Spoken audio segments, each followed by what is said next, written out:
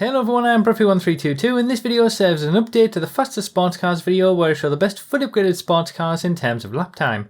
For all the information you need about this series, check the original sports cars video, but otherwise let's see where the new Sultan Classic falls into that list. And it doesn't do too badly, falling into 10th place overall for the sports class, knocking the Fouts down outside of the top 10 for the first time.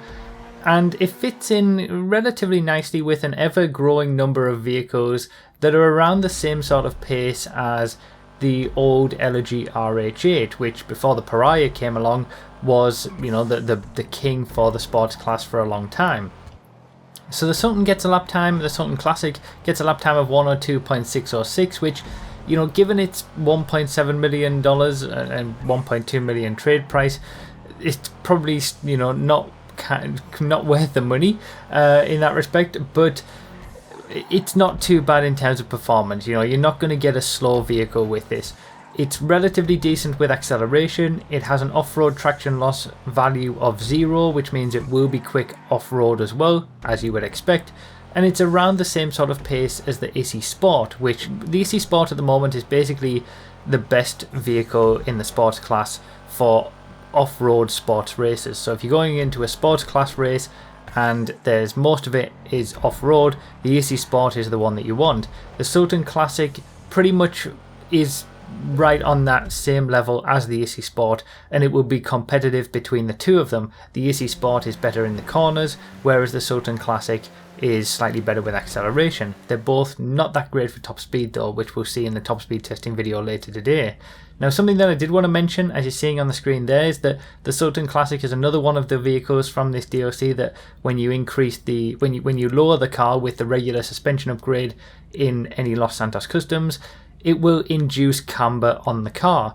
Now, as I covered in a video earlier last week, with some of the vehicles from this Casino Heist DLC, especially say for example the Asbo, they are quicker when you have the maximum amount of camber on them, because with those three vehicles that I covered in that video specifically, and I'll leave the link to that video down below in the description if you haven't seen it already, they have kind of weird handling aspects and attributes that essentially become fixed when you add that camber, and it makes them slightly more stable in the corners. But with the Sultan Classic, it's a little bit of a different story.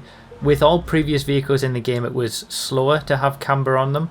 Obviously, with these three vehicles that I covered in a previous video, it's quicker. And with the Sultan Classic, it's kind of somewhere in between. And if anything, it's about how it should be for a car. So putting one of the middle levels of suspension on the car and inducing a little bit of camber does seem to improve the handling of the Sultan Classic very slightly.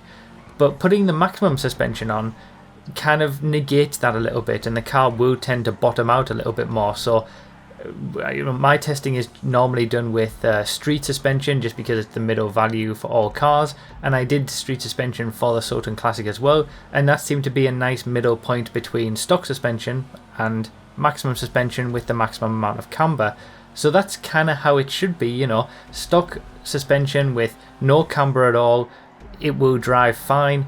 Adding a little bit of camber, sort of the second, third and fourth options in the list, will slightly improve the handling, and then going too far and putting the maximum camber on, the maximum suspension, it will go back again and not improve the handling and actually make it get worse. The differences with the Sultan Classic in terms of lap time and handling characteristics are nowhere near what they are with the vehicles that we saw previously. We're talking tenths of a second difference here. But yeah, it at least is much more realistic with the levels of camber and how that all works than what we saw from those previous three cars, where just having them maximum, the maximum camber on the vehicle with the retinue, for example, the Mark II, it looks ridiculous, but it will handle much better and be much quicker around the track. The Sultan Classic is a little bit more realistic in that respect, so I wanted to just have a little bit of a mention of it and explain how that is for this car.